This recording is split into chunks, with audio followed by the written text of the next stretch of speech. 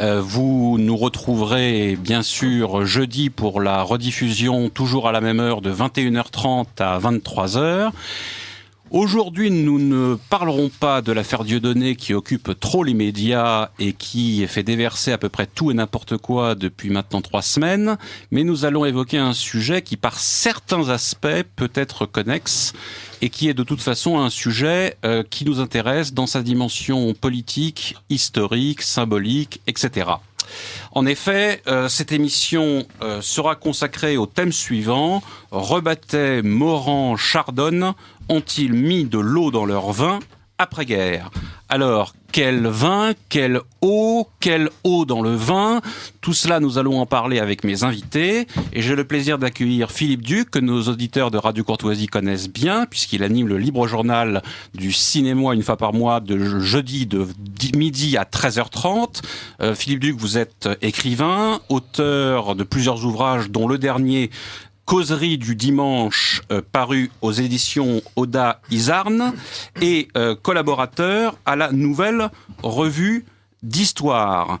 Vous avez aussi préfacé un ouvrage, une anthologie des textes de Je suis partout, de 1938, je crois, à 1945.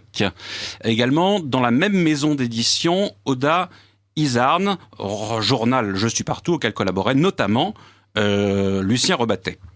Bruno de Sessol, vous êtes rédacteur en chef des pages Culture à Valeurs Actuelles, vous êtes écrivain, vous êtes venu déjà à Radio Courtoisie, et vous avez écrit un article dans Valeurs Actuelles il y a un peu plus de 15 jours, un article substantiel de 4 pages sur la correspondance Morand-Chardonne qui vient de paraître aux éditions Gallimard, préfacée par Michel Déon. François Bousquet, vous êtes journaliste au Spectacle du Monde. Vous avez également rendu compte récemment de la correspondance Morand-Chardonne. Et Gilles de Beaupt, qui est le président fondateur des études Rebattet-Étienne. Le numéro 1 vient de paraître, Gilles de Beaupt.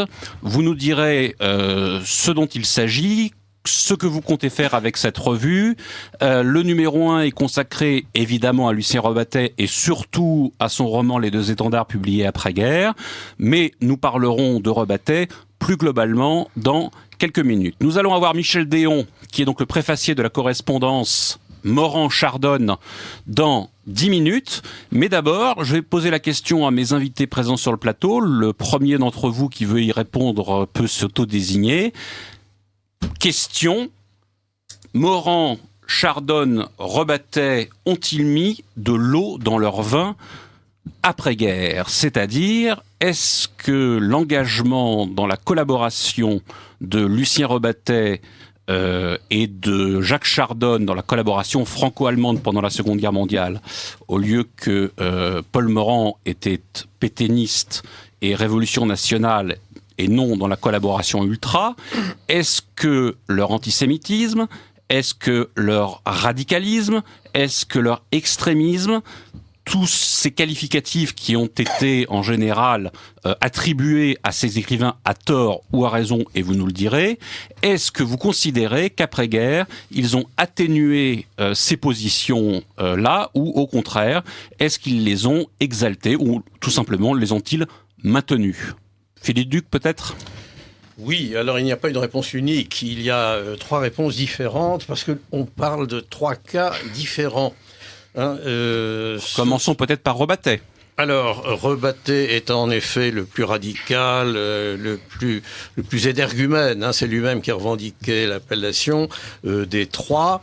Et il est évident qu'il n'a pu continuer tant bien que mal après la guerre qu'en mettant beaucoup d'eau dans son vin, du moins dans celui qu'il buvait en public, parce que sans ça, il y allait de sa liberté d'expression, de sa liberté physique.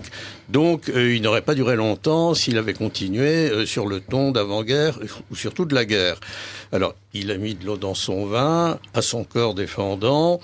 Dans le privé, car il se trouve que je l'ai quand même pas mal connu vers la fin de sa vie, c'était différent.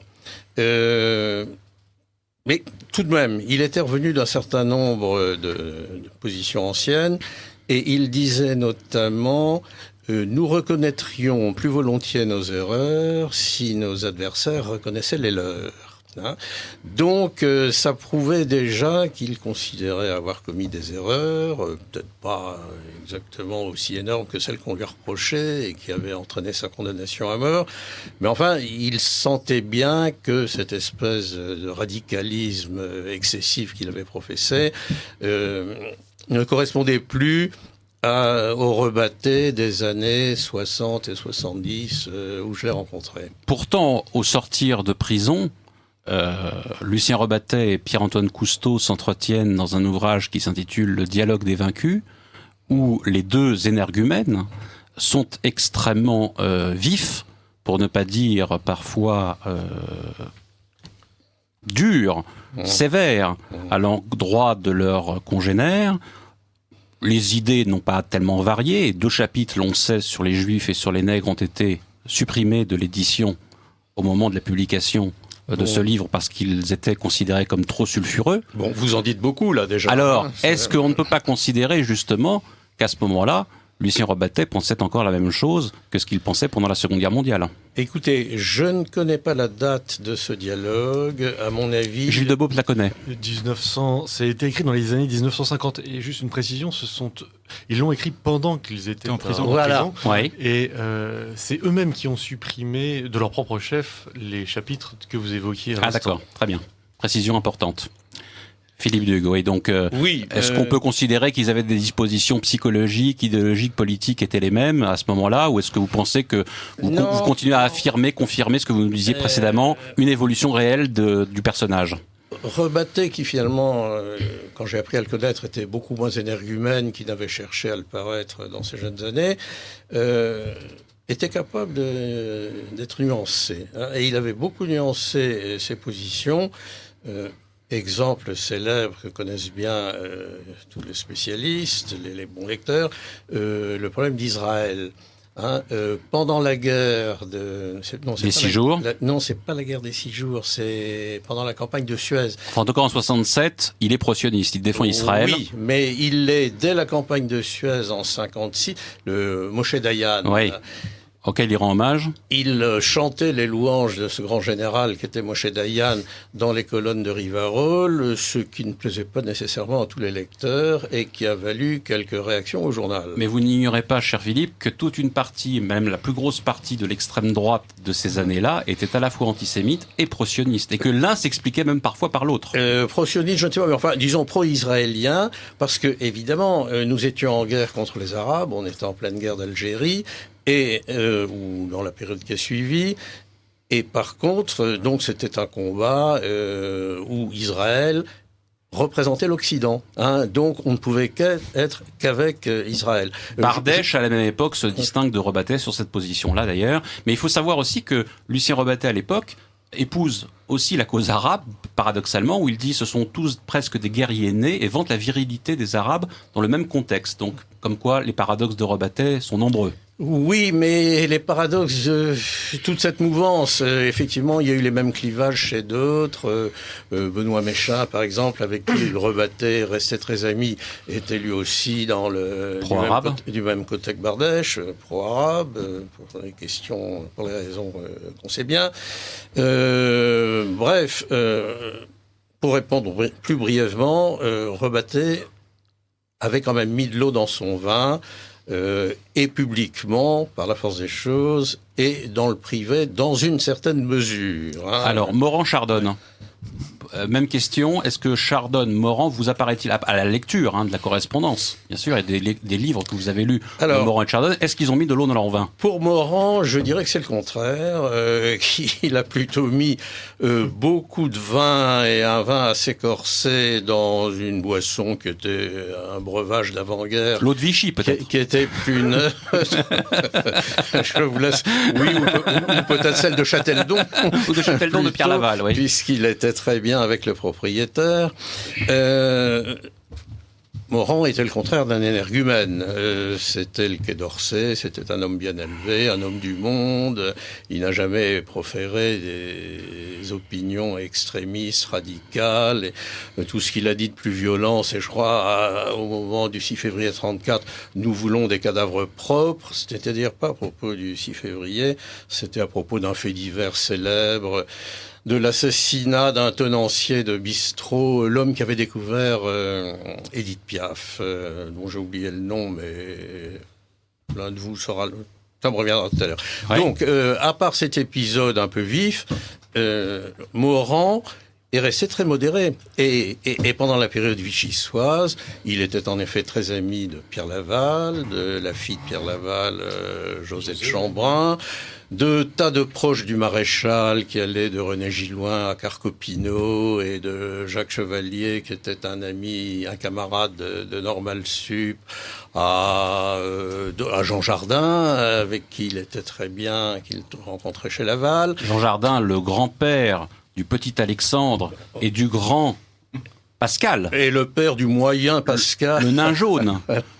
Oui, non, le grand c'est Jean Jardin, le grand c'est le nain jaune. Alors, donc Morand, lui, n'avait jamais été un énergumène, ni un excité, mais antisémite. Alors, les gens bienveillants vous diront que c'est sous l'influence de sa femme, qui elle, en bonne roumaine qu'elle était, comme les trois quarts des Roumains, ceux qui n'étaient pas juifs, peut-être aussi, étaient tous antisémites. Comme la femme de Robatet, Véronique. Véronique aussi.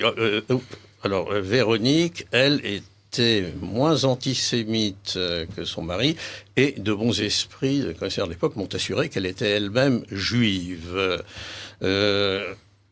Ça m'a été assuré par des gens qui l'avaient beaucoup connu, beaucoup pratiqué, mais vous savez que... C'est un oxymore. C'est un oxymore. Oui. Juif antisémite, en l'occurrence, c'est un peu curieux. Il y a quelques précédents. Elle me lisait de temps en temps des passages de Lucien où revenait, quand notamment j'ai préparé avant sa mort l'édition des articles de cinéma, où reviennent sans cesse des vocables modérés du style youpin, et elle prenait un air consterné, elle me disait « Philippe, vous croyez qu'il avait vraiment besoin d'écrire ça ?» Et je répondais, ma pauvre Véronique, vous savez qui vous avez épousé quand même, vous le connaissiez. Et elle avait l'air sincèrement presque offensée. Hein. Ouais, alors, est-ce que ce vocabulaire était devenu tellement anachronique et impossible que c'était des regrets rétrospectifs Je n'en sais rien. Mais... Alors, je vais passer la parole à Bruno Cessol. Terminons quand même sur Jacques Chardonne. Chardonne, a-t-il mis de l'eau dans son vin Dans son cognac. Oui, ce qui serait un crime, car je crois c'est ça, je vous demandais de vous mettre juste à côté du micro, parce que sinon bon, on vous entend pas. Dans son cognac, dit Bruno de Cessol, dans son cognac charentais. Chardonne, je l'ai découvert plus tardivement que les autres. Moi, il m'a toujours paru beaucoup moins politique.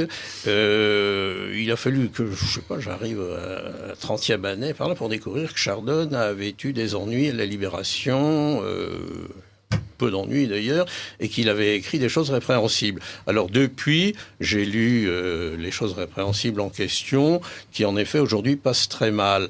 Mais à l'époque, Chardonne n'avait jamais passé pour un excité non plus. C'était, rappelons-le, l'écrivain préféré de François Mitterrand. Oui, mais ça ne veut rien dire. Enfin, encore que, puisque Chardonne étant un homme de droite et Mitterrand aussi à certains égards, mais ça nous apprend plus sur Mitterrand. Ils avaient des connexions malignes. Vous savez qu'un ami de Mitterrand m'a dit un jour, que j'ai connu, car on n'est pas à l'abri des mauvaises fréquentations, m'a dit un jour que c'était un grand admirateur des deux étendards. Et Édith Cresson, d'ailleurs, considère que son roman préféré s'intitule aussi Les deux étendards de Lucien Robatet. Bon, Édith Cresson qui a eu quelques rapports avec François Mitterrand. Et paraît-il, Mitterrand allait jusqu'à couper l'humanité en deux parties assez inégales, ceux qui ont lu Les deux étendards et les autres. Oui, malheureusement inégal. Bon, alors voilà donc pour Chardonne. Franchement, je n'en sais rien. Un personnage un peu aseptisé. Oui, enfin dans sa correspondance, pas tellement, hein, finalement. Un peu plus aseptisé en tout cas que Paul Morand, qui lui est beaucoup plus vigoureux. Oui, mais enfin si on lit Le ciel de Niflheim, finalement le plus collabo des trois, c'est peut-être bien Chardonne. Hein. Oui, mais pendant la Seconde Guerre mondiale, celui qui a été le plus collabo, s'avère être Chardon, mais après la guerre, quand on lit la correspondance Chardon-Morand, celui qui est le plus exalté et le plus radical, c'est Morand et non pas Chardon. Voilà, c'est Morand, ça c'est sûr et certain. Chardon va même jusqu'à une admiration étonnante pour le général de Gaulle, à qui il veut envoyer un de ses livres. J'ai trouvé ça dans ma lecture, là, que je fais un peu en zigzag. Oui, j'avoue, ça m'a surpris. J'ai mis ça sur le compte du grand âge. Alors, même question, Bruno de Sessol. Rebattet, Chardon, Morand ont-ils mis de l'eau dans leur vin après la guerre? Pour ma part, je n'ai pas connu Rebattet comme Philippe Dugues, mais en revanche, j'ai eu le privilège de lire le journal intime de Rebattet, qui n'a toujours pas été publié, que j'ai failli faire publier à 2 reprises. Ça ne s'est pas pu se produire, malheureusement. Mais j'ai lu ce journal donc de A à Z. À l'époque, c'était une photocopie du manuscrit. Et je dois dire qu'il apparaît dans ce journal que Rebattet n'avait absolument rien abjuré de son antisémitisme de la guerre. Et aujourd'hui, Rebattet serait tombé sous les mêmes coups que ceux qui ont frappé Renaud Camus. Et lorsque Rebattet regarde la télévision dans ces années-là, le journal commence en 1945 et s'arrête quasiment à sa mort. Et lorsque Rebattet regarde la télévision, la première chose qu'il note et qu'il relève, c'est tous les noms des présentateurs sémites. Voilà. Donc, il ne semble pas, à la lecture de journal, il ne semble pas que Rebattet, en tout cas dans son intimité, ait rien abjuré de l'antisémitisme qui avait fait sa célébrité à l'époque des décombres. Il était peut-être un peu moins hystérique. Il était peut-être un peu moins hystérique. Alors, il y a un passage étonnant dans ce journal où il raconte... Alors, moi, j'ai eu les 2 versions. J'ai la version Rebattet dans le journal de Rebattet et j'ai la version orale de la part de Steiner. Ah oui, Georges Steiner. Voilà, Georges Steiner. Dans son journal, Rebattet raconte comment il a reçu Georges Steiner, qui voulait le voir. Steiner étant l'un des plus grands admirateurs des 2 étendards que nous citions il y a un instant. Et Rebattet souhaitait et Steiner souhaitait le rencontrer. Donc ils se sont rencontrés dans je crois, c'est dans la banlieue parisienne où Rebattet habitait alors. Et le compte-rendu de cette entrevue par Rebattet est extraordinairement, dans mon souvenir, très péjoratif pour Steiner. Oui. Très péjoratif. Oui. Voilà. Et la version que j'ai eue de Steiner lui-même, longtemps après, est une version très romanesque, parce qu'il m'a raconté une histoire invraisemblable. On le fait monter dans une voiture, on lui bande les yeux, on l'emmène, on lui enlève son bandeau à l'arrivée, etc. Il y a un chien policier dans le jardin. Enfin bref, il avait considérablement romancé également les choses. Mais l'admiration, en revanche, n'a jamais tari de la part de Steiner pour Rebattet. Voilà ce que j'ai à dire sur Rebattet. En tout cas, pour les 2 étendards. Pour les 2 étendards, en tout cas, voilà. En ce qui concerne Morand et Chardon, alors, de Morand, nous savions déjà, à la lecture des 2 tomes du journal Inutile, paru il y a déjà quelques années, que Morand n'avait non plus rien renié de l'antisémitisme dont il avait fait d'ailleurs la marque de fabrique dans France la Douce, à l'époque, dans les années 30. Et au contraire même, comme disait Philippe, il semble son antisémitisme se soit accru après la guerre. Voilà. Alors, il y a de maints témoignages dans cette correspondance. Est-ce qu'on peut mettre ça sur le compte notamment de l'épuration ? Est-ce que, voyant l'épuration et voyant la manière dont on a tourné les choses, est-ce qu'il ne s'est pas offensé qu'on puisse le traiter de la sorte et donc s'est retourné contre ses protagonistes ? Je ne pense pas. Moi, ce qui m'a semblé le plus étonnant, c'est que de la part aussi bien de Morand que de Chardon, de la part de 2 hommes intelligents comme ils l'étaient, ayant quand même un certain sens de l'histoire, c'est que Morand et Chardon en sont restés à l'antisémitisme traditionnel de la bourgeoisie française dans les années 20-30. Qui est l'antisémitisme d'État, d'ailleurs. C'est l'antisémitisme d'État. Non, pas d'État. Non, pas l'antisémitisme d'État de Maurras. Non, du tout. Non, l'antisémitisme. C'est pas l'antisémitisme religieux, c'est pas l'antisémitisme biologique. Social. L'antisémitisme social, oui. Celui du temps de l'affaire Dreyfus. C'est là qu'ils ont puisé ça. Et à lire les diatribes de Morand sur les Juifs dans cette correspondance, on a l'impression, effectivement, de se retrouver presque à l'époque 1900. À l'époque des Ligues, enfin, à l'époque du marquis de Morès, etc. On a vraiment cette impression-là. C'est très étonnant. Alors, à l'époque de Drummond. L'époque de Drummond, oui. Alors qu'un homme aussi intelligent que Morand n'ait pas compris qu'on ne pouvait pas être antisémite comme on pouvait l'être en 1900 d'une façon innocente, et qu'on pouvait continuer de l'être après 1945, alors qu'il était parfaitement au courant de l'existence des camps, c'est ça qui, quand même, ne laisse pas d'étonner.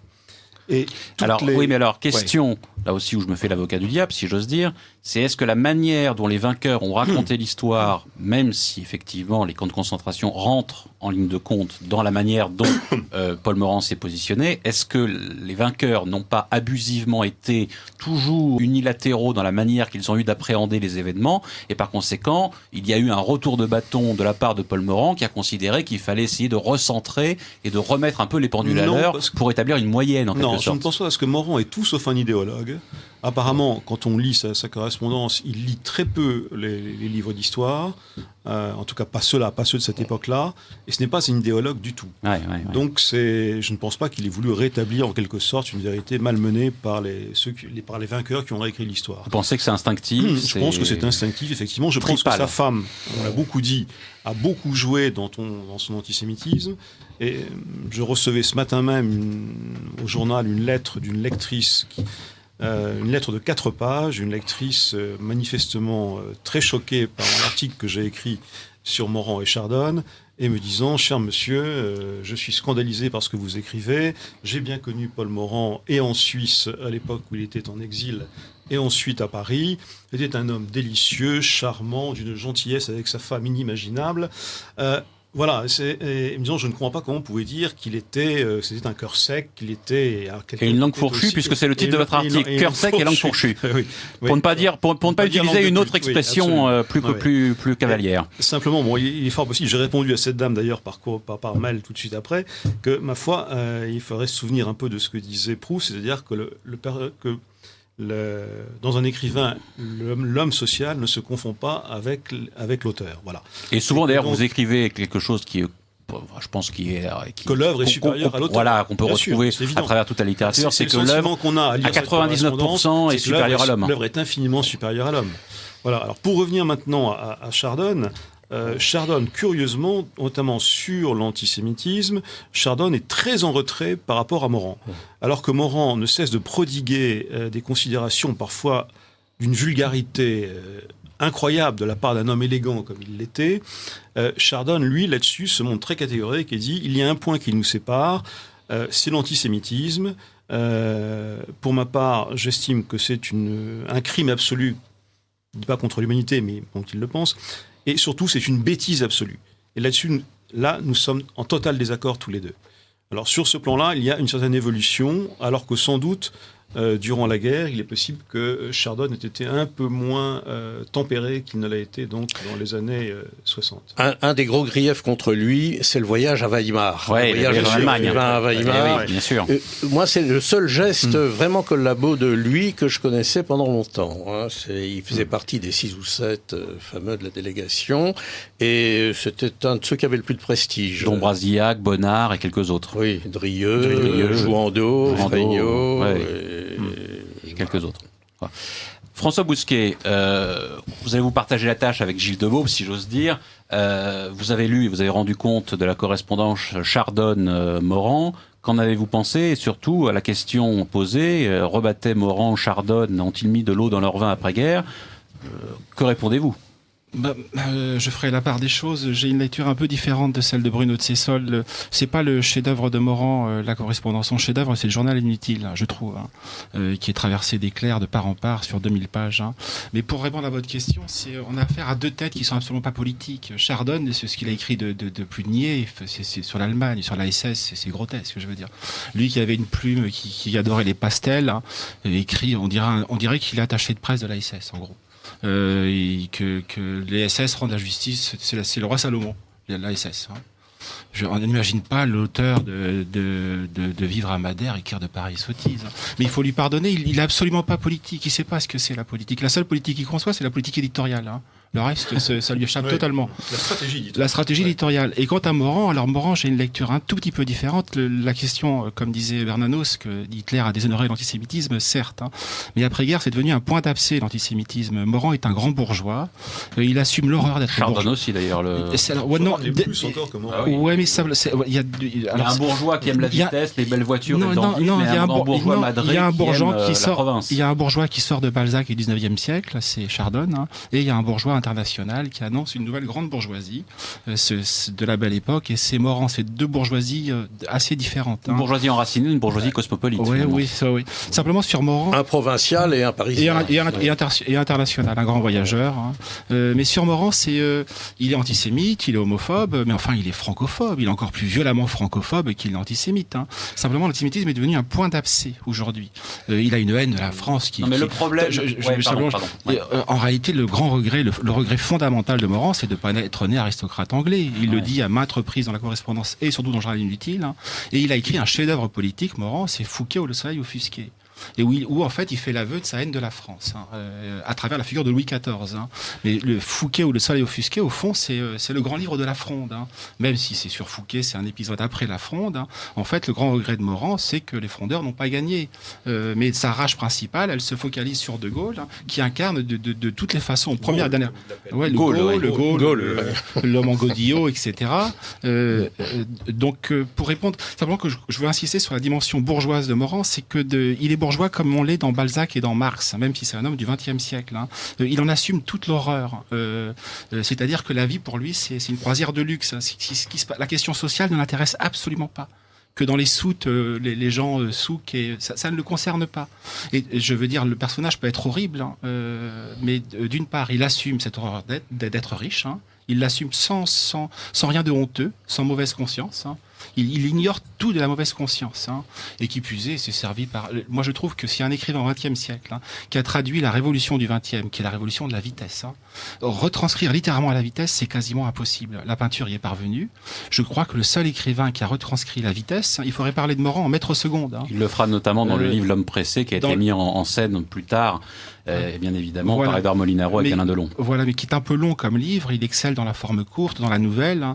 Comme disait Fitzgerald, dans la nouvelle, on n'a qu'un costume, il faut qu'il manque aucun bouton. Il manque aucun bouton. La garde-robe, peu importe il avait été précédé, cher François, quand même, dans cette apologie et cet éloge, cette exaltation de la vitesse par les futuristes italiens, par Marinetti. Oui, mais Marinetti, il ne traduit pas littéralement. Par Wyndham Lewis, aussi par Pessoa également. Moi, j'exclus Lewis. Wyndham Lewis, il a traduit. Pessoa. Et je trouve que l'ode maritime de Pessoa, vous avez ça. Non, mais et pour Pessoa et pour Marinetti, les futuristes, c'est qu'il y a un éloge de la vitesse chez Marinetti, mais c'est un éloge formel, c'est un éloge intellectuel. Il n'a pas de traduction littéraire de la vitesse. Alors on va y revenir. Wyndham Lewis, qui est peu connu des Français malheureusement, comme Morand dans un registre différent, a traduit graphiquement la révolution du cubisme. On va y revenir. Gilles de Beaupt, question. Rebattet, Morand, Chardonne ont-ils mis de l'eau dans leur vin? Vous êtes le président fondateur des études rebattiennes.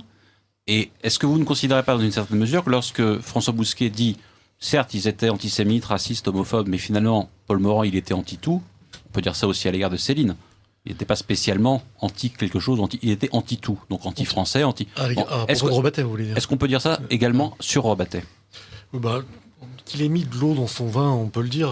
Il partait de tellement loin que c'était plutôt un vinaigre même. Donc, il suffit de lire quelques passages des Décombres, notamment des passages très étonnants, surtout pour un Nietzschéen, suite à une expédition punitive menée par les jeunesses hitlériennes dans un quartier juif de Vienne en 1938. Rebattet écrit « Je nageais dans une joie vengeresse, je humais la revanche de ma race ». Donc là, c'est une sorte en termes nietzschéens, c'est du nihilisme passif. Donc il est très content, il est très fier de lui de passer après, de n'avoir rien fait. Autrement dit, c'est effectivement quand on part de là, on ne peut que mettre de l'eau. Oui. Alors justement, on va y revenir. Je rappelle juste que vous êtes bien sur Radio Courtoisie, le libre journal des enjeux actuels. Je vais demander à mes invités de mettre leur casque sur leurs oreilles, parce que nous avons Michel Déon. Allô Michel Déon? Oui, allô. Vous m'entendez? Très bien. Alors, merci d'avoir répondu présent à mon invitation pour ce thème et ce débat sur Chardonne, Morand, Rebattet ont-ils mis de l'eau dans leur vin? Je rappelle que vous êtes membre de l'Académie française, écrivain, préfacier de la correspondance Paul Morand-Jacques Chardonne, donc le tome 1, parce qu'il y en a deux autres qui sont prévus par la suite. Là, ça recouvre la période 49 60. Et je sais que vous connaissez bien Bruno de Sessol, qui est présent dans le studio et qui est le rédacteur en chef des pages culture à Valeurs Actuelles, lui-même bien évidemment écrivain, et Philippe Dugue, qui est écrivain, auteur des Causeries du Dimanche, collaborateur à la Nouvelle Revue d'Histoire. Je rappelle qu'il y a également François Bousquet du Spectacle du Monde et Gilles de Beaupt, qui est le président fondateur des études rebatiennes. Alors, à votre avis, quand vous avez écrit votre préface pour cette correspondance Chardonne-Morand, est-ce que vous avez été galvanisé, déçu, confirmé dans l'opinion que vous aviez de ces deux hommes ? Vous avez dit à peu près tout ce que j'ai pensé d'un seul coup, là. Je vais dire une chose, simplement. C'est que j'ai écrit, en effet, une préface pour le présenter, qui n'est pas tellement tendre ni pour l'un ni pour l'autre. Mais simplement, je n'avais pas le temps de lire 1000 pages avant la date à laquelle je devais donner ma préface. Si bien que ma préface a été écrite sur le vu simplement de peut-être 200 pages que le collaborateur de Gallimard qui s'occupait de l'édition m'a passé avant, qui était 200 pages très intéressante, mais où je n'avais pas ce qui m'a inspiré le plus de réflexion quand je suis tombé sur l'ensemble de la correspondance. Elle est très intéressante. Je ne dirais pas qu'elle est capitale parce qu'elle est très souvent loin de la réalité, mais elle est extrêmement belle et intéressante parce que ce sont deux grands écrivains, absolument sans aucun doute. C'est-à-dire que quand ils se mettent à parler d'un paysage ou d'un monument, c'est toujours extrêmement émouvant. Quand ils parlent des personnages, on s'aperçoit qu'ils ont été quand même assez manipulés par ces personnages, si bien que je ne reconnais pas tout à fait l'époque que j'ai vécue, non pas avec eux, mais plutôt souvent assez loin d'eux. Et en même temps que je les voyais très souvent. Donc je les connais très bien. Je connais très bien leurs réactions. Je connais très bien toutes les vérités qui se succèdent. C'est pas toujours les mêmes, c'est pas toujours très plausible. Mais ça dit, c'est un livre que je ne saurais trop recommander parce que c'est un livre sur une époque et puis sur deux hommes assez extraordinaires, très indifférents à beaucoup de choses, très sensibles à d'autres, très sensibles aussi à la flatterie et suppléant à leur lecture par des phrases très abruptes, très définitives. Bruno de Sessol a écrit dans son article de Valeurs Actuelles que vous aviez écrit une préface élégante et généreuse. Si vous aviez été jusqu'au bout de la lecture du livre, est-ce que vous diriez ça encore aujourd'hui ? Oui, mais aujourd'hui, je suis allé jusqu'au bout et je ne me suis pas trop trompé, sauf quelques erreurs que je trouve absolument monstrueuses de leur part et inexplicables, ou plutôt non, moi je me les explique. Mais concernant Félicien Marceau, par exemple ? Ah oui, je trouve ça tout simplement immonde et faux à un point que je ne comprends pas. Je ne comprends pas, Félicien Marceau notamment, brusquement, ça m'est apparu à la fin de la correspondance, que tout d'un coup il le détestait et qu'il le dénigrait d'une façon abominable. Parce que ça allait même jusqu'à attaquer son physique. Oui, mais alors vous qui êtes attaqué par ces deux hommes que vous avez bien connus aussi, vous avez dû être stupéfait et surtout, là vous nous restituez Chardonne et Morand sans aucune rancune et effectivement avec élégance et générosité, parce qu'il y a des mots qui vous concernent qui sont extrêmement délétères à votre endroit. Ah oui, non, mais ça je vois très bien pourquoi. Ouais. Comment l'expliquez-vous ? En vérité, je vais vous dire la première chose, c'est qu'on s'aperçoit dans ce livre qu'en réalité, il lisait très peu de contemporains. Oui. Très, très peu. Et chaque fois, c'est ma femme a trouvé superbe votre livre, ma femme a trouvé très, très bien, ou bien alors il n'y avait rien, pas de commentaire, ça veut dire que Madame Chardon ou Madame Moron n'avaient pas lu le livre. Ainsi, moi, par exemple, sur un livre de moi, je ne citerai pas, j'ai des lettres absolument délirantes de Madame Moron, et puis dans son journal, il dit vraiment c'est très mauvais, c'est beaucoup trop mal écrit, c'est confus, c'est brouillant. Or, j'ai reçu de sa femme peut-être 5 ou 6 lettres sur le même livre. Ouais. Je vais vous dire que véritablement, il y avait quelque chose, ou bien un désaccord entre les deux, ou bien un désaccord général, n'est-ce pas, sur des sujets de ce genre-là. Ça dit, ça n'a aucune importance.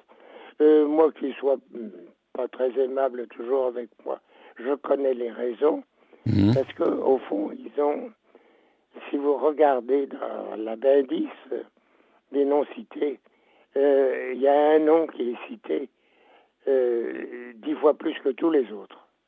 Et c'est lui qui les a, c'est celui qui les a informés, dirigés, et qui leur a, disons, bourré le crâne.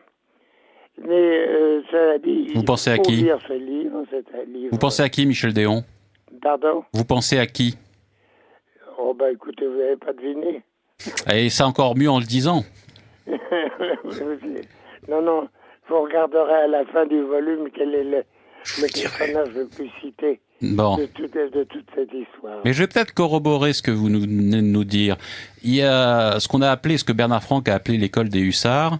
Roger Nimier, Jacques Laurent, Kléber Radins, Antoine Blondin et vous-même. Je sais que vous n'êtes pas forcément très emballé par cette catégorisation, mais ils ont quand même pas été très comment dirais-je, très sympathique en retour, parce que d'un côté, ils louaient Morand, Chardon et un certain nombre de leurs aînés écrivains, et quand on lit la correspondance, il y a des mots sur Roger Nimier ou sur Michel Déon, précisément, qui ne sont pas très aimables, pas très flatteurs. Non, pas du tout. Ce qu'il y a, évidemment, c'est assez curieux, parce que du jour vous avez prononcé le nom de Nimier, oui. C'est très important parce qu'il court du début jusqu'à la fin du livre. Et oui, c'est pour ça que je me posais la question. Constamment. Et au début, il ne loue jamais un de ses livres. Ouais. Il loue ses déjeuners, ses dîners, ses rencontres, voilà. Et puis, tout d'un coup, vers la fin du livre, tout d'un coup, il y a une espèce de révélation, un rideau qui se lève, qui met, tout ce qu'il écrit est très mauvais. Mais comment l'expliquez-vous ça ? Comment l'expliquez-vous ? Mais c'est qu'il n'avait pas lu avant. Et puis qu'ils ont été... Vous savez, Roger Nimier était quelqu'un d'extrêmement séduisant, intelligent, rapide, drôle surtout. Ouais. Drôle. Bon, dans un milieu, on n'est pas toujours drôle. Il était drôle, plein d'esprit et de charme. Et ce charme a joué beaucoup plus que ses livres. Et quand à la fin, tout d'un coup, le charme ne joue plus avec autant de force et d'authenticité, alors tout d'un coup, il se penche non pas sur des livres, mais sur des articles. Et ça n'a ni queue ni tête. Et effectivement, depuis quelques années, ça n'avait ni queue ni tête. Mais quand vous avez connu Morand et Chardon, vous n'aviez pas quand même été un peu alerté par la morgue pseudo-aristocratique de Morand et le caractère le tempérament un peu madré, roué de Chardon? Est-ce que les personnages ne vous étaient pas apparus quand même comme un petit peu illustrant ce qu'ils écrivent là dans cette correspondance? Eh bien, écoutez, tout ce que vous dites est très juste. En effet, le côté Rouen, madré, il n'y a absolument pas de doute. Mais on peut s'y laisser prendre. Oui. Oui. Morand avait très grande séduction. Je l'ai connu. Séducteur, oui. Sur une plage du Cap Ferrat en 1937, vous voyez. Et il sortait de l'eau. J'ai vu, mais c'est Paul Morand. J'allais lui dire, écoutez, monsieur, voilà, j'ai beaucoup d'admiration pour vous. J'avais 17 ans, mais j'avais déjà lu beaucoup de Morand. Et il était très gentil. Après ça, je lui ai rappelé plus tard. Il dit, oh non, je n'ai pas oublié. Et je l'ai beaucoup revu à un moment. Ensuite, en Suisse, quand il était là un petit peu, disons, exilé. Et comme j'étais un journaliste de passage, je travaillais pour une agence, j'ai pu faire un très chaleureux article sur lui. Et il m'en a jamais remercié, mais ça l'a beaucoup aidé à sortir de son exclusion, si vous voulez. Oui, de son purgatoire. Juste d'ailleurs. Et que quel était son péché? Son péché, c'était d'être revenu à son poste en pleine guerre, là, enfin, après l'armistice. Oui, ce qui était un peu fort de café. Ah oui, ça c'est quand même un petit peu fort de café. C'est pas vrai. Alors, ensuite, il a été mis là. Il a été mis en Suisse comme ambassadeur. En Suisse, à Bucarest. Mais il a été aussi assez protégé, disons, la vérité. Oui. Mais c'était un homme d'une grande intelligence et qui finalement, il avait beaucoup roulé sa bosse. Et bon, si vous lisez ses pronostics internationaux, diplomatiques internationaux, vous n'êtes pas absolument enchanté. Enfin, vous dites, voilà, tout ça c'est beaucoup de bavardage, c'est pas grand-chose. Mais cela dit, moi ces livres, je les aime beaucoup. Alors, on connaît un peu le système, la langue, quand on a... Mais vraiment, il y en a quelques-uns de très très beaux. Le Flagellant de Séville, à mon avis, c'est un des grands livres du XXe siècle. Ouais. Et comme un livre de Dostoïevski, voilà. Il y a plusieurs choses de grande taille qui dépassent la taille de Chardonne, justement. Vous considérez que Paul Morand est un plus grand écrivain que Chardonne? Je dis c'est très difficile, c'est-à-dire qu'ils n'ont... Dans le domaine du roman, Chardonne a réussi des choses admirables. Dans le domaine de la chose vue, je pense que Chardonne, de temps à autre, a une espèce de délicatesse et pas le souci de faire un effet. Tandis que Morand, c'est vraiment des gifles, des claques, quelque chose qui est ébloui par son intelligence et à la fois par sa rapidité d'esprit et puis par une langue très solide. Est-ce que vous diriez que Morand est un fulgurant au lieu que Chardonne est un profond? Je ne sais pas, vous savez, c'est très difficile. Il y a un côté brillant chez Morand. Brillant, mais chez Morand, il y a des choses très profondes. Ouais. Il y a une analyse de l'homme, de la société à cette époque-là, qui est absolument remarquable. Il a vraiment vu ce siècle. Alors je vais demander, cher Michel Déon, à Philippe Dugue, Bruno de Sessol, François Bousquet ou Gilles Deveau, s'ils ont une question à vous poser ou une remarque à vous faire, parce que je sais qu'ils sont curieux de vous et de savoir ce que vous pensez de ces écrivains. Peut-être Philippe Dugue, non ? Écoutez, je crois que Michel Déon a répondu à toutes les questions que nous pouvions nous poser, y compris en ne répondant pas sur celui qui est le plus grand écrivain des deux, parce que c'est sans réponse et ça dépend de l'aspect considéré. Et non plus sur celui qui est le plus cité dans le livre. Si, là, je vous ça y est, vous avez trouvé. Non, d'accord. Par contre, non, mais restons-en aux questions sages. Personnellement, j'ai un grand faible pour Paul Morand. Je pense vraiment, comme Michel Déon, que le côté éblouissant, intelligent, y compris l'intelligence politique, quasiment prophétique sur le XXe siècle et même certaines choses que nous vivons au XXIe. Je n'ai pas le temps de rechercher des citations dans les livres, mais j'en ai coché une bonne demi-douzaine déjà. Moi, je suis comme vous au moment de la préface. Je n'ai pas fini la lecture, mais enfin, j'ai dépassé la moitié. Je vois que dans toutes les catégories du sport, du jeu, disons, Morand est le meilleur des deux. Hein, c'est lui, en termes de tennis, qui a le meilleur revers, le meilleur coup droit, le meilleur service. On a l'impression souvent que Chardon renvoie la balle, joue très bien. C'est un bon sparring partner en termes de boxe.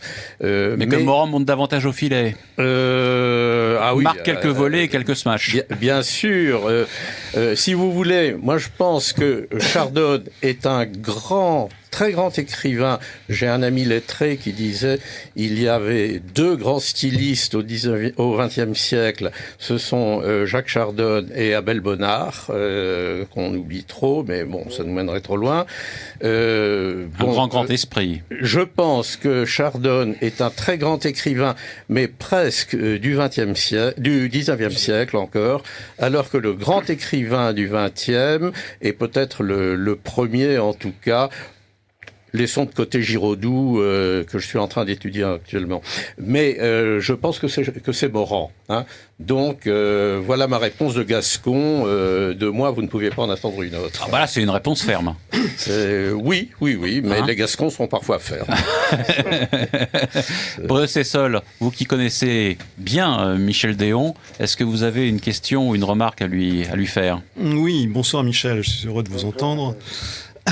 Oui, j'ai envie de vous poser la question. Est-ce que vous ne pensez pas, quand vous dites tout le bien que vous pensez de Morand et le bien que vient d'en dire Philippe Dugue, qu'il y a un autre contemporain de Morand qui pourrait lui disputer la palme quant à l'invention littéraire du siècle, et c'est Cocteau? Oui, évidemment. Non, là, je ne suis pas... C'est-à-dire que Cocteau, moi, je l'ai bien connu, je l'aimais bien, nous entendions bien. Et quand il a publié son journal, il a dit des méchancetés inouïes sur moi. Oui, mais Paul Morand aussi. Cela dit, Cocteau est quelqu'un qui a inventé beaucoup de choses. Et il a un peu brisé les barrières. Et il y a des répliques de lui, il y a des pages, un petit livre qui s'appelle Thomas l'imposteur, qui est superbe, très très bien. Mais dans tout ça, il flotte une chose que je ne vais pas définir devant vous, mais vous l'aurez trouvé. Oui, on a compris. La même remarque que Chardon et Morand font à propos de François Nourricier. Oui, non, de Nourricier. C'est la même remarque. Pas tout à fait. Invertébré. Elle est quand même... Oui, mais enfin, il y a autre chose. Hein. Nourricier.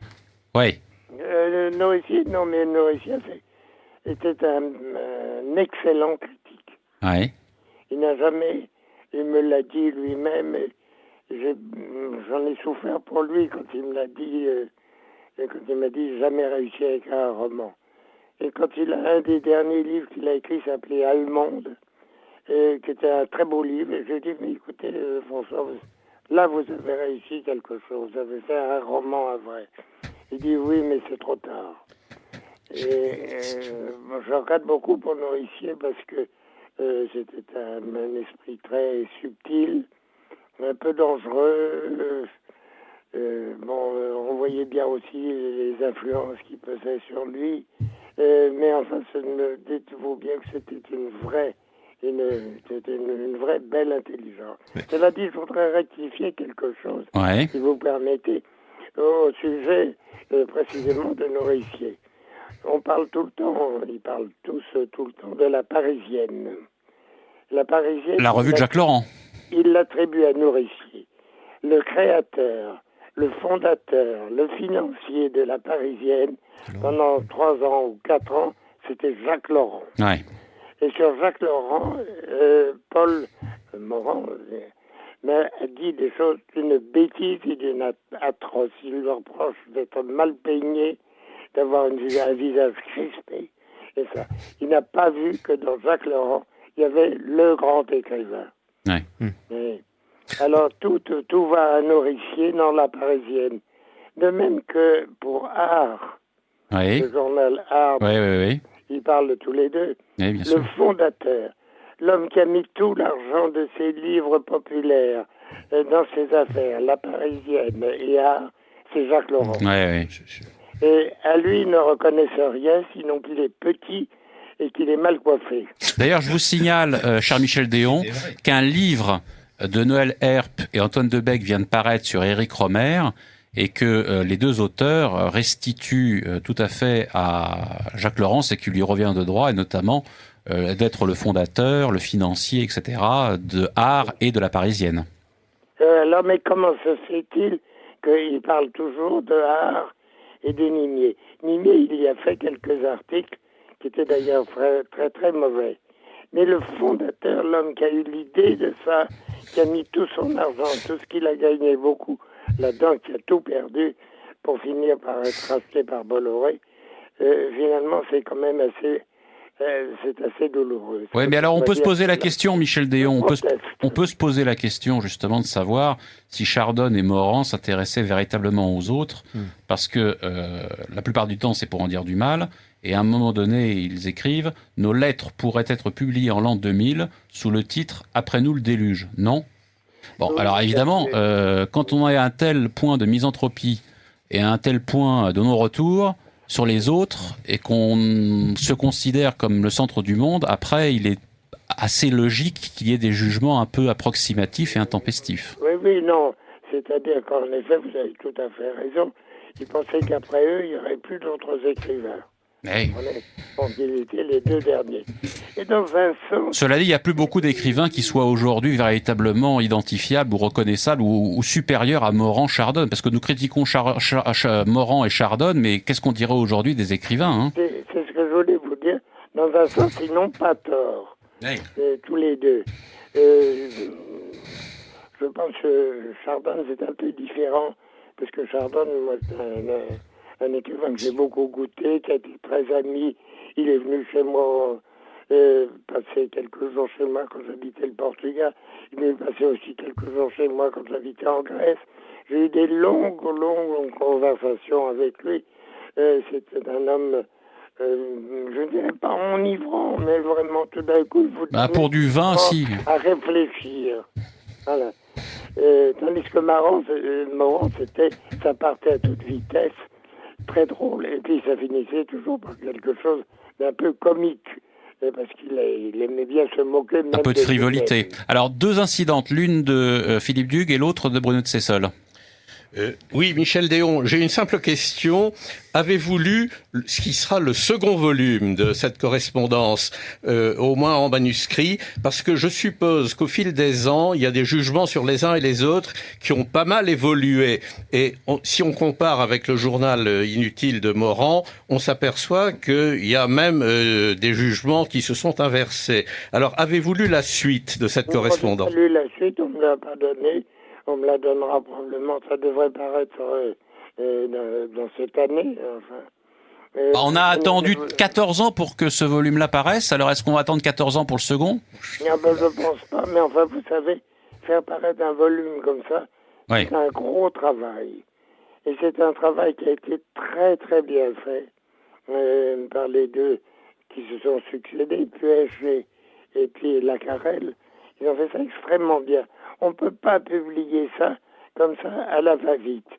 Non, mais ça fait quand même depuis 14 ans qu'ils annoncent la parution de ce livre. Hein. Mais je ne sais pas. J'ai aucune depuis l'an 2000. Hein. Ça à Gallimard, on entend ça depuis l'an 2000. Je pense que ça devrait paraître assez vite. Alors, Bruno de Sessol veut vous dire quelque chose, cher Michel Déon. Oui. Oui, Michel, quand on lit cette correspondance, on a un sentiment curieux. On a l'impression d'un décalage dans le temps. C'est-à-dire qu'on a affaire à deux hommes qui sont comme les émigrés de la Restauration qui n'ont rien appris et rien oublié. Et on a le sentiment qu'en fait, tous les deux appartiennent à un autre siècle que celui dans lequel ils vivent. Non, je crois que vous avez tout à fait raison.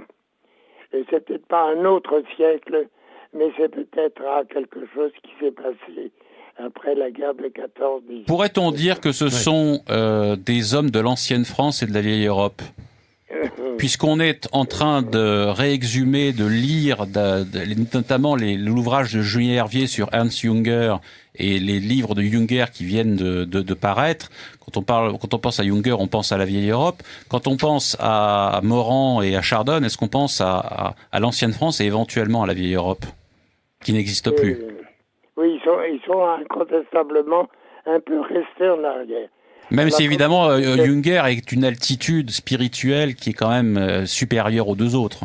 Eh ben alors, mais complètement, vous pouvez pas tomber vieux avec moi parce que moi j'adore Junger. Ah oui, c'est un grand monsieur. Moi j'ai tous ses livres ici. Grand Je l'ai monsieur. rencontré, j'ai eu des conversations absolument éblouissantes avec lui. Vous avez eu de la chance. Même, c'était la modestie même, Ah oui, la oui, oui. réserve. C'était quelqu'un de très supérieur à tout ça. Ah oui, Qui oui. n'a jamais dit un mot contre ses contemporains. Y compris sur Céline qu'il a sauvegardé, me Y disiez-vous. compris sur Céline. Qu'il appelle Merline. Y compris sur un personnage français qu'il avait plagié et à qui il a écrit que cela n'avait pas d'importance. Non, mais Junger est un personnage tout à fait extraordinaire.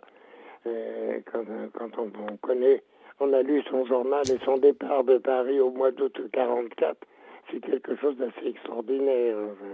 Merci Michel Déon. Et je suis heureux que vous soyez intervenu une nouvelle fois dans mon libre journal des enjeux actuels. Et je dois vous dire, ce sont des choses qui ne se disent pas à la radio, mais je veux vous le dire quand même moi ce soir, parce que ça me paraît important. À chaque fois que je vous ai sollicité, aussi bien pour Radio Courtoisie que pour le comité Jeanne d'Arc, que pour le collectif Non à la guerre au moment des bombardements de l'OTAN sur la Serbie en 1999, et à d'autres occasions, vous avez toujours répondu présent, vous avez toujours été là. Et je vous remercie de votre gentillesse, de votre bienveillance et puis de votre ouverture d'esprit. Et je suis très heureux que vous soyez intervenu ce soir parmi nous et que vous soyez présent dans notre cœur et présent sur le plateau en notre compagnie. Ben, écoutez, merci infiniment surtout de m'avoir laissé toute liberté de parole. Ah, ben, c'est ça qui est le plus important. Merci Michel Déon. Merci beaucoup, à bientôt. Bonsoir, à bientôt, au revoir. Voilà, alors on se retrouve toujours pour parler de Rebattet, Morand, Chardonne ont-ils mis de l'eau dans leur vin après-guerre avec Philippe Dugues, Michel Déon qui vient d'intervenir, Bruno de Cessol, François Bousquet et Gilles de Beaupt. Et je vais demander à François Bousquet de rebondir sur tout ce qui vient d'être dit, parce qu'évidemment, je sais qu'il a des choses à dire, et je vous rappelle que vous êtes bien sur Radio Courtoisie, la radio du pays réel et de la francophonie. François Bousquet. Michel Déon évoquait la figure de Junger, ces deux seigneurs, mais pour un... Je parle également de Michel Déon, mais pour un Michel Déon, combien de Marc-Édouard Nab, combien de Philippe Solers, hein. Oh là là. Donc tout ça, c'est pour introduire une nuance. Je n'ai pas connu, j'ai pas eu la chance de connaître ni Rebattet, ni Chardonne, ni Morand. Donc pour moi, ce sont des morts. Hein. Je les lis comme on lit le journal des frères Goncourt. Hein. Le journal des frères Goncourt, c'est les langues de vipère qui étaient Jules et Edmond, c'était quelque chose. Hein. Je trouve que Morand et Chardonne sont morts. Ce que dit Bruno sur des immigrés, en effet, c'est des immigrés qui sont morts. Ils nous écrivent d'outre-tombe. Hein. Alors moi, je les lis. Pour moi, ils sont 2 fois morts. Hein. Ils étaient déjà morts après 45, hein, mais ne les ayant pas connus. Disons que tout ça ils pour viennent dire, de mourir une nouvelle fois avec la correspondance. Non, tout ça pour dire que c'est là sur la question des morts. Mais non, c'est que quand on lit le journal des frères Goncourt, quand on lit Saint-Simon, quand on lit Flaubert, on n'échappe pas à ces jugements, à ces dénigrements de confrères, c'est propre aux gens de lettres. Hein. Ouais, mais là, c'est systématique. Hein. Mais les contemporains, comme le disait Bruno, les contemporains ça les intéresse pas. Ce sont déjà des. Ça les intéresse à les critiquer. Oui, mais c'est le plaisir de la littérature. Pourquoi lit-on Saint-Simon ? Pourquoi lit-on Proust, hein, mais là, dans une correspondance privée. Pourquoi lit-on Blois ? Et pourquoi lit-on Blois ? Nous sommes des concierges. Pourquoi lit-on Céline, hein ? Le chef-d'œuvre là-dessus, c'est Céline. C'est une concierge hystérique, hein, Céline, et apocalyptique. Hein. Donc pour moi, je me répète, ne les ayant pas connus, n'ayant pas à souffrir, Déon est royal. Hein, je veux dire, il est parfois malmené. Il n'en tient pas. Il accable absolument pas ni l'un ni l'autre. Il se constate de remarquer dans sa préface remarquable que c'est un mariage de raison que Chardonne et Morand scellent hein, après-guerre, un mariage d'intérêt, un mariage bourgeois en somme, hein, de 2 écrivains que tout oppose hein, et qui mettent en commun leurs forces avec les hussards pour revenir dans le jeu littéraire. C'est le jeu littéraire qui les préoccupe et l'un et l'autre. Hein. En plus, une préface magnifiquement écrite. Hein, superbement écrite. Superbe. Ouais. Vraiment sublime. Gilles de Beaupt, sur tout ce qui a été dit, vous avez certainement des remarques à faire. Oui, quelques remarques. Je crois que la principale différence entre Rebattet et Chardonne-Morand, c'est la différence finalement qui existait entre Vichy et Paris, la collaboration de Paris. Chez Rebattet, il y a une haine de l'armée, de l'église, de la bourgeoisie. Ça, je crois que c'est une vision du monde propre à Rebattet, aux fascistes. Après tout, Rebattet a intitulé ses mémoires « Mémoires d'un fasciste ». Alors là, si vous vous posez la question de savoir s'il a mis de l'eau dans son vin, le titre même qu'il a donné indique que non. Il écrira même... Et le deuxième. Oui, et le volume. Et c'est la suite des La suite, en fait. ouais. Au moment où les Alliés débarquaient, il écrivait tout de même un article qui s'intitulait « Fidélité au national-socialisme ».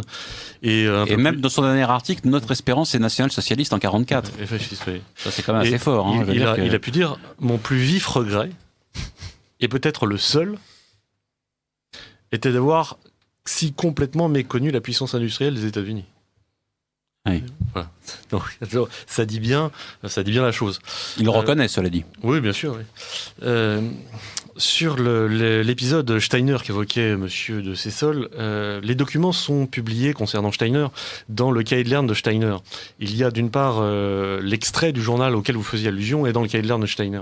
Et donc on peut voir effectivement que Rebattet en privé, et donc il s'exprimait comme ça dans son journal qui est toujours inédit effectivement, sauf quelques passages comme celui concernant Steiner, Rebattet maintenait effectivement l'antisémitisme le plus virulent qu'il a toujours manifesté, alors que Steiner lui-même a été assez impeccable. Il avait proposé même de traduire le roman Les Deux Étendards en américain, et il lui écrivait une phrase extraordinaire, et je vais conclure mon propos à ce sujet. Il lui écrivait, Steiner, « Il faut être juste avec ce qui est grand dans le monde de l'esprit ». Et soyons justes avec ce qui est grand dans le monde de l'esprit, de manière générale à propos de Rebattet, Chardon, Morand. Être juste avec ce qui est grand dans le monde de l'esprit, c'est être juste avec les œuvres. On se rappelle aussi du dialogue entre Georges Steiner et Pierre Boutan, notamment à Océanique, l'émission qui était passée sur FR3 il y a environ 25 ans sur Antigone, sur la Créon et Antigone. Georges Steiner a toujours était un homme d'ouverture, acceptant de parler avec Pierre Boutan, acceptant de rencontrer Lucien Rebattet, acceptant, etc., etc. Donc, on aimerait avoir aujourd'hui dans l'intelligentsia des hommes qui soient un petit peu plus curieux d'esprit, un peu plus ouverts, mais ils ne feraient évidemment pas partie de l'intelligentsia, si c'était le cas. À propos d'œuvres, Les Deux Étendards, c'est quand même une œuvre qui a eu la capacité de réunir Georges Steiner, Maurice Bardèche et Édith Cresson.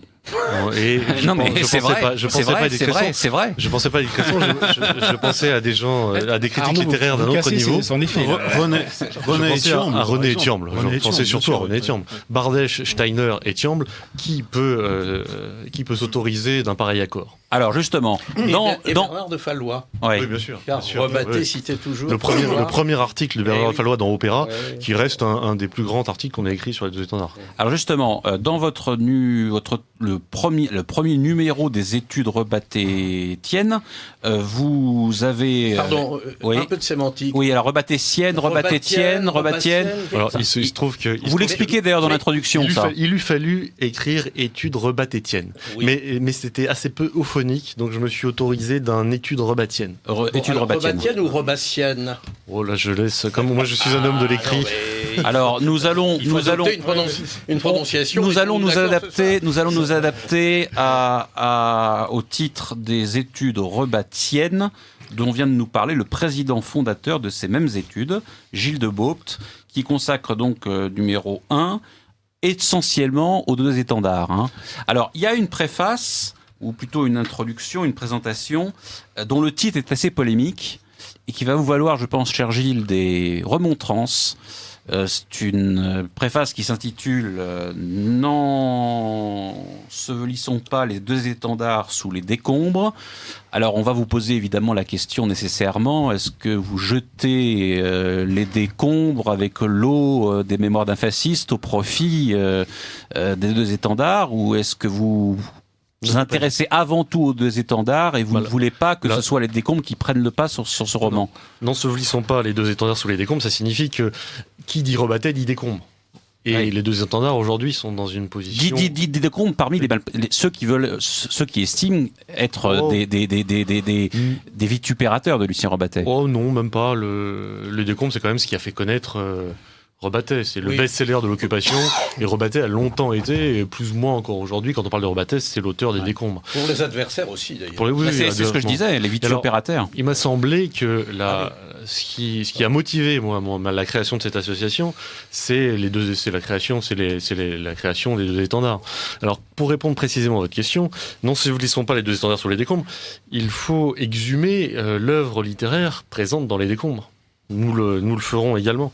Néanmoins, la grande œuvre, la voie royale, c'est d'abord les deux étendards. Alors, les deux étendards, vous y consacrez ce premier numéro. Est-ce que vous allez y revenir encore après ? Encore et toujours. Toujours. Est-ce que ça sera en quelque sorte récurrent ? Mais oui, ce sera récurrent parce que l'œuvre de Rebattet est en grande partie inédite, malheureusement. Donc il faut promouvoir des inédits. Et puis c'est un immense chantier pour la critique littéraire. Il y a tant à faire. La critique picturale est totalement méconnue. La critique littéraire est très peu connue. Il y a 1000 choses à faire. Et les deux étendards, on est au tout début de la recherche concernant les deux étendards. Alors, vous vous en expliquez précisément dans cette présentation, mais je voudrais vous poser la question ainsi qu'à Philippe Duc notamment. Il se trouve que Les Deux Étendards est un livre antichrétien d'orientation nietzschéenne. Des catholiques ont lu le livre avec approbation, d'autres l'ont lu en étant un peu gênés aux entournures, d'autres l'ont détesté. Comment peut-on être à la fois catholique et en même temps lire un livre antichrétien et nietzschéen comme celui-ci sans en ressentir quelques difficultés existentielles et quelques difficultés intellectuelles ? Est-ce que je sais que la foi est indicible et que les mystères de la foi, etc., mais bon, est-ce que vous pourriez nous expliquer comment votre cheminement a pu s'effectuer ? Ah oui, je pense que Le Deux Étendards, c'est le plus grand roman antichrétien du XXe siècle. Néanmoins, il n'est pas interdit aux chrétiens de se poser quelques questions. Bien sûr. Donc de lire Nietzsche ou Rebattet. Peut-être au contraire même, faut-il le faire pour avoir une intelligence de la foi ? Vous, Philippe Duc, même question. Je crois que c'était une question que s'était posée notamment Véronique Rebattet. Qu'elle m'a posé plusieurs fois. Elle me disait, je ne comprends pas que vous, qui êtes catholique, pratiquant, et ce que je suis toujours, vous puissiez admirer un livre comme Les Deux Étendards. Alors j'essayais de lui expliquer que la littérature est une chose, la religion une autre, et d'ailleurs la politique une troisième, car je n'ai jamais fait mienne la politique des décombres non plus. Et je lui disais, de toute façon, moi je pense à la remarque de Péguy, absence de Dieu, présence de Dieu, c'est toujours de Dieu qu'il s'agit. Hein, et je rappelle que le livre devait s'appeler primitivement Ni Dieu ni Diable. Présence par l'absence, ou quelquefois aux présences de l'absence. Oui, c'est enfin intéressant. bon, je ne développais pas avec cette excellente Véronique, mais c'est ma réponse. Et j'admire Les Deux Étendards, comme j'admire Nietzsche, comme j'admire Voltaire. Hein, rien ne m'empêchera de dire que Candide est un des chefs-d'œuvre de la littérature française. Mais vous n'êtes pas irrité, par exemple, quand vous lisez Les Deux Étendards, par certaines fulminations rebattétiennes à l'endroit du christianisme. Je n'ai pas dit ça. Irrité, non. Choqué, parfois, oui. Surpris aussi. Il devient bête, hein, par moment, quand il parle de la religion. C'est comme, oui, les anticléricaux de son temps. Lui aussi, il est d'une époque. Tout d'un coup, il met ses lunettes à œillères et il écrit des choses. Bon, alors, il avait beaucoup étudié les pères de l'Église, sans doute, peut-être pas autant qu'il le dit, mais enfin, il en avait un plein carton chez lui. Il les a lus certainement en partie.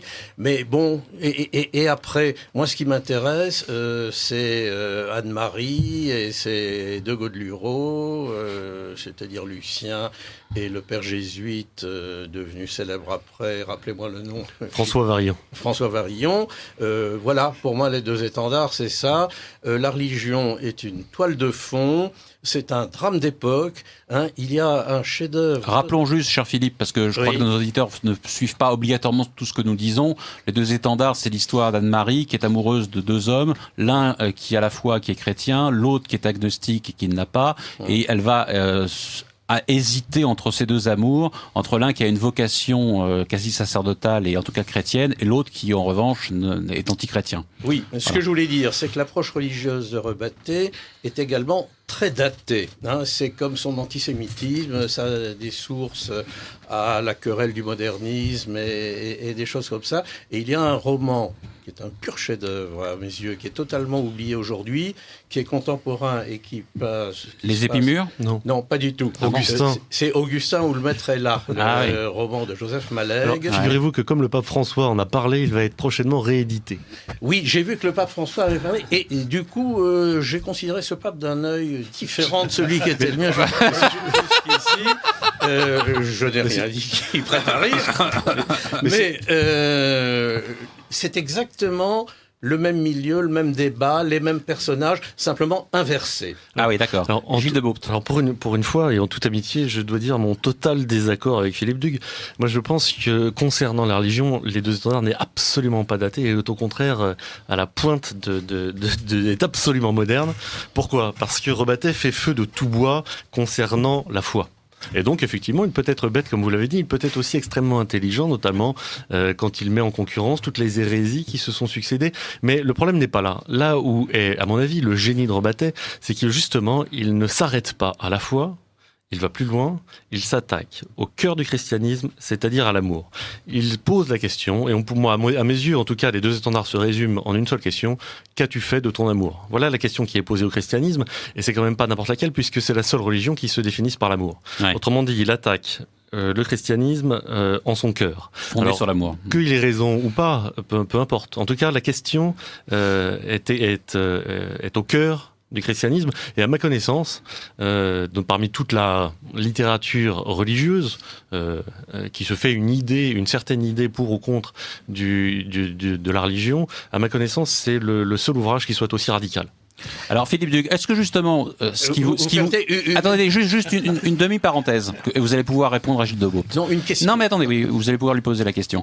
Est-ce que ce qui ne vous différencie pas, c'est la chose suivante. Vous, Philippe, vous avez une vision peut-être théologique chrétienne, donc extrêmement critique à l'égard de certaines bêtises que Lucien Rebattet peut écrire à l'endroit du christianisme par endroit, dans les deux étendards, au lieu que vous, Gilles Debaupt, vous pensez que Lucien Rebattet a restitué à la vie les personnages, et que dans la vie, on dit des choses bêtes, on dit des choses intelligentes, qu'on soit pour ou qu'on soit contre le christianisme, mais que ça rend vivant l'ouvrage, et que c'est moins donc sérieux et rigoureux, tel que l'envisage Philippe Dugue dans sa perception à lui.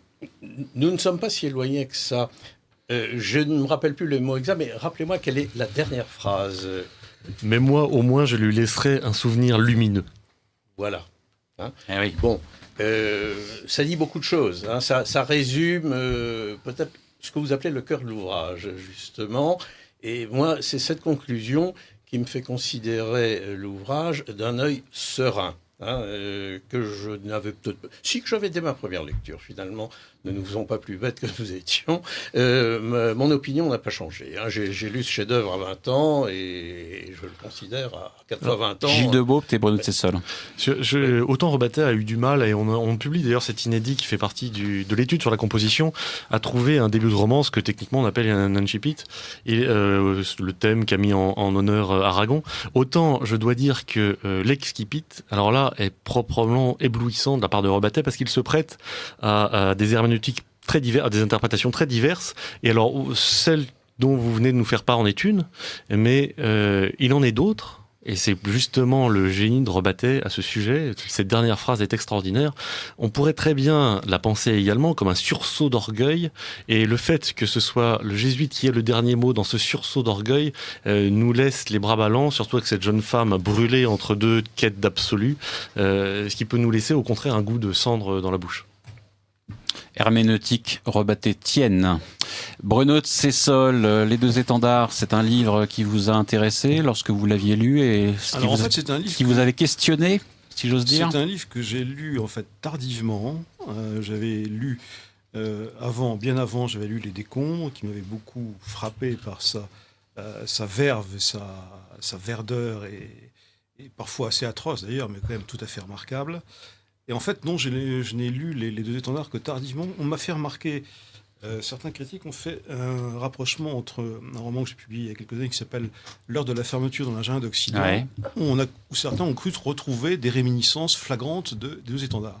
Et il se trouve que je n'avais pas lu Les Deux Étendards à l'époque, où j'ai écrit ce livre, qui est un livre ancien, même s'il est publié plus tard, et je ne l'avais pas lu. Il est vrai que mon livre était un livre assez très nietzschéen, relativement anti-chrétien et très nietzschéen, et qu'on peut trouver effectivement des rapports avec Enfin, un des personnages est anti-chrétien. Un des personnages. Oui, enfin, oui, l'un l'est plus que l'autre. Enfin, oui, mais enfin, la tonalité générale du livre est une tonalité très nietzschéenne. Oui, enfin, bon, c'est ça encore un autre débat qu'il faudra avoir sur ce livre-là. Donc, je n'ai lu Les Étendards qu'après. Ouais. Je veux dire que moi, ce n'est pas tellement d'ailleurs le problème théologique qui m'a frappé dans le livre. J'étais beaucoup plus sensible d'ailleurs, comme je suis sensible chez Morand, à l'art du portrait, aux évocations urbaines que je trouve absolument merveilleuses, et beaucoup plus donc au style et à l'atmosphère du livre qu'à son contenu, disons, intellectuel. Voilà. D'accord. Oui. Philippe Dugue, très rapidement. Je voudrais abonder dans son sens et dire, en faisant un peu de paradoxe, qu'on peut très bien lire les Deux Étendards en oubliant presque la religion, de même que, au fond, on pourrait lire Les Décombres en oubliant presque l'antisémitisme, hein, car l'un comme l'autre sont des livres qui contiennent tellement de choses que l'un des volets de l'ouvrage peut être oublié. C'est plus facile avec Les Deux Étendards, mais alors là, moi, je suis très sensible à ce que vient de dire Bruno de Sessol, car c'est d'abord ma lecture. Hein, vous voudriez désobsessionnaliser les objets polarisants, si j'ose dire. Je ne fais pas des choses aussi lourdes et malsonnantes, mais enfin, peut-être. Je le fais sans doute sans le savoir. Alors, quand même, Non, question, oui. Attendez, oui. Je finis avec Les Deux Étendards. Quand je repense à ce livre que j'ai lu quand même 3 ou 4 fois dans ma vie, je revois d'abord Anne-Marie, hein, la figure d'Anne-Marie. Je revois le jésuite, qui est bien plus qu'une caricature. C'est quelque chose. Le personnage central, qui est Lucien lui-même, dont je me rappelle... Michel, oui, c'est ça. M'intéresse moins, parce que finalement, le vrai Rebatté est devenu plus intéressant par la suite. Donc, je pense qu'il y a ça. Et puis, quelques scènes... Celle, paraît-il, adorait le président Mitterrand, c'est La Nuit de Brouilly. Hein. Il paraît que Mitterrand faisait des lectures haute voix avec des trémolos de La Nuit de Brouilly. Eh bien là, je serais mitterrandiste. Le Brouilly, c'est pas non plus le vin dont il s'agit. Hein. Il faut le redire. Non, mais c'est la colline, voilà. La nuit. Bon, voilà. Alors, Gilles de Beaupt. Juste une précision, effectivement, on pourrait avoir l'impression, tel que nous en avons parlé, qu'il s'agit d'un roman à thèse, autrement dit, Nietzsche passé en littérature. Absolument pas. Et c'est pour ça que c'est l'immense intérêt de Rebatté. C'est pour ça que des gens aussi divers l'ont défendu. C'est un des romans avec d'une immense sensualité. Alors, petite question qui se pose quand même. Est-ce que Anne-Marie, le prénom est dû au hasard, ou est-ce que Anne étant le nom de la mère de la Vierge et la Vierge s'appelant Marie, est-ce que Rebatté n'a pas pensé au prénom de Anne-Marie ? Est-ce qu'il en dit quelque chose quelque part, ou est-ce que c'est... Je dois dire que là, ça m'échappe. Là, oui, c'est un peu difficile à savoir. Oui. C'est un prénom très à la mode dans ces années-là. Oui. Hein, le seul scénario que Saint-Exupéry a écrit pour le cinéma, c'est un film qui s'appelle Anne-Marie, début des années 30. Oui. Donc, je crois que c'est pas la peine de chercher des... Alors, est-ce que dans la correspondance Morand-Chardonne, il est question du sacré ? Est-ce qu'il est question à un moment donné de problématiques spirituelles ou pas du tout? Non, ni l'un ni l'autre ne sont des spirituels, du tout. Oui. Chardonne, peut-être, je dirais que Chardonne pratique une sorte de... Panthéisme, de religiosité plutôt, disons, sociale et bourgeoise. Voilà. Ah bon oui, mais la relation de la région à la terre, quand même... Non, non. Il est protestant, d'abord. Il est protestant. Il est protestant. Un détail important. Il est protestant, ce qui est une des raisons pour laquelle il ne s'épanche pas trop sur les problèmes de spiritualité. Oui. Quant à Morand, non, Morand est panthéiste, totalement. Et là, toutes les évocations, on retrouve d'ailleurs ce qu'il y a de très beau dans cette correspondance, ce sont toutes les rappels des livres de Morand des années 20-30, c'est le rien que la terre. Ce sont les évocations de ces voyages. Quand il parle, par exemple, de la côte de Tanger couverte d'orangers, quand il parle de Séville ou de Valence, là, ce sont les plus beaux passages du livre, à mon sens, avec aussi les portraits d'époque. Quand il évoque, par exemple, il revient à Londres dans les années 1960 et il retrouve le Londres de sa jeunesse quand il avait 20 ans. Et il y a 2 pages ou 3 pages absolument faramineuses, formidables, qui est un portrait de Londres unique, quand il évoque encore, pour Chardon, qui en a besoin pour un livre, ce qu'était l'Europe dans les années 20-25. Ça, ce sont des passages merveilleux. François Bousquet. Sur la question de la religion, ce que disait Bruno, il y a une santé splendide chez Morand. Philippe Dugue évoquait la figure d'Abel Bonnard, et on peut comparer Ce Monde et moi et les textes d'après-guerre d'Abel Bonnard. Là, il a vécu, Abel Bonnard, la chute de Rome. Oui. Tandis que Morand survit à la chute de Rome. Il est vraiment solaire. Il a une énergie. Non, il peut pas ne pas croire en Dieu. Il croit en lui, il croit en la vitesse, il croit en son siècle. Et quant à Chardon, alors il y a le Front protestant. Morand devait avoir une religion, ce serait celle de Mitra, je dirais. Est-ce que ce serait pas la religion du moi, surtout? C'est aussi bien sûr la religion du moi. Oui, mais il est très peu narcissique. Il est assez peu. Il est pas narcissique. Non, il est pas narcissique. Il a conscience de sa force. C'est qu'il transporte. Oui, on sait que Michel Audiard disait que de ne pas reconnaître son talent, c'est favoriser la réussite des médiocres. Mais enfin, comme il considérait que tous les autres étaient médiocres et que lui-même était quand même un grand esprit, il n'a pas besoin de forcer le trait. On a le sentiment quand même souvent chez lui qu'il y a une morgue pseudo-aristocratique, comme je disais tout à l'heure, qui est très présente il a conscience. dans la pose. Non, il pose pas, Morand. Il pose pas. Morand pose pas. Mais je réponds à votre question. Et sur Chardon, ce qui est frappant, j'introduis une petite nuance. C'est tellement filtré et tamisé que je trouve que parfois ça a presque un côté Bouddha, Chardon. Oui. Derrière la dimension protestante, le côté protestant, je trouve qu'il est avec le Contemplatif. Le nœud papillon, oui, contemplatif, consacré à ses rosiers, consacré à des toutes petites choses. Sur lesquels il exerce toute sa concentration. Moins la compassion, quand même, je veux dire. Oui, non, oui, mais c'est simplement, c'était la dimension de la lumière filtre. Rien ne lui arrive de manière directe. C'est un grand pastel, mais pour cela dit, c'est deux âmes assez peu religieuses, surtout pour Morand. Morand est étranger à la métaphysique. Ça rentre absolument pas dans le champ de ses préoccupations. Juste à la fin, au moment de sa mort, il y a 2-3 notations dans le journal inutile sur la fin. Et dans Venise aussi, si je me rappelle bien. Et d'ailleurs, ça se termine par son inhumation à Trieste, dans le cimetière orthodoxe de celui où était la famille de sa femme. Mais comme un animal qui s'éteint. Mais c'est vrai pour Venise, qui est le dernier livre, qui est à la fois le dernier livre et le premier, puisque c'est aussi un hommage à son père, qui l'accompagnait à Venise, qui est un texte somptueux sur Venise. Alors, si vous permettez, Philippe Dugue. Je voulais ajouter quelque chose sur la vie de Morand et son style de vie. Les choses lui ont été très facilitées par l'immense fortune qu'il avait à sa disposition, qui était celle de sa femme, et qu'aucun des autres écrivains de sa génération n'avait. Donc ça lui permettait d'assouvir tous ses caprices, de s'acheter le dernier modèle de Bugatti ou d'Aston Martin en expliquant l'avantage de l'une sur l'autre, comme il le fait très bien dans les lettres. Donc ce Morand est un homme riche, un homme heureux, et il le dit lui-même d'ailleurs, mon père voulait que je devienne, que je sois un homme heureux. Et finalement, il a été un homme heureux. Alors, cette sorte d'aigreur qu'on sent, que vous appelez assez justement celle des émigrés, moi je dirais c'est celle des épurés. Là, il y a une blessure qu'il faut avoir vue, connue à l'époque, pour savoir la profondeur de cette blessure chez tous les gens qui ont été épurés et qui l'ont été.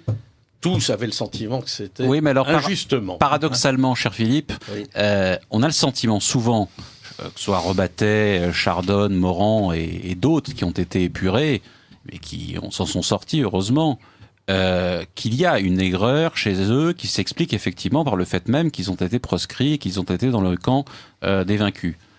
Seulement, ce sont deux choses différentes. On ne peut pas s'empêcher de les mettre en parallèle avec 2 autres figures. Oui. Celle de Brasillac, qui a été exécuté, qui était une figure solaire, et avec celle de Drieux-La Rochelle, qui lui s'est suicidé. Comme par hasard, ce sont ceux qui ont été exécutés et qui se sont suicidés qui étaient les plus belles figures, et ce sont ceux qui sont demeurés après-guerre, vivants, et avec toute la compréhension et toute la compréhension qu'on peut avoir vis-à-vis de leur sort qui a été épouvantable au moment de la libération, de la dite libération, il n'empêche qu'on peut quand même se poser la question de savoir s'ils n'avaient pas certaines prédispositions au départ pour être comme ils étaient. Alors, réponse... Car ils avaient été pendant la Seconde Guerre mondiale comme ils ont été aussi après, souvent. Oui. Alors, à des degrés différents. Pour ce qui est de Drieux, je pense qu'un Drieux de 70 ou 80 ans, comme le sont nos deux gaillards, là, n'aurait pas été tellement différent d'eux. À une différence près, c'est que Drieux ne s'exonère jamais de ses propres responsabilités. Il se fustige en permanence. Oui, bon... Il se démolit en permanence. C'est sa tournure d'esprit. Et oui, mais on peut se permettre de critiquer les autres quand on se critique soi-même. Oui, enfin, c'est un autre débat qui nous mènerait trop loin. On peut pas faire une lecture morale de la littérature comme vous la faites là, Arnaud, je pense. Voilà. Sur la morale est autonome de la littérature, mais elle n'est pas séparée radicalement, parce que sinon nous serions tous des êtres. Disons que la littérature ou la poésie bénéficie, mais c'est comme ce sont les poètes qui se sont octroyés cette grâce d'un privilège d'extraterritorialité, du moins quand le génie affleure, et chez Morand il affleure. Hein.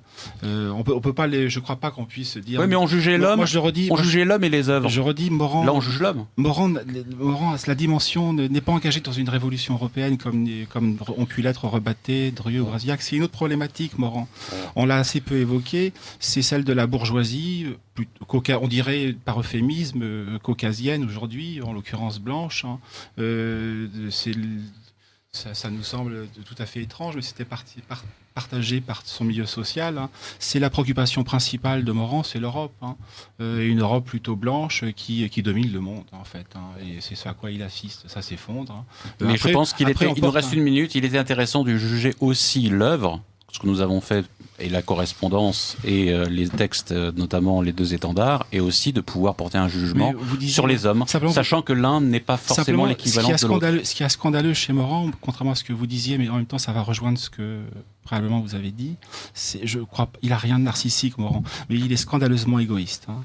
Alors, Gilles de Beaupt, le prochain numéro des études rebattiennes paraît quand ?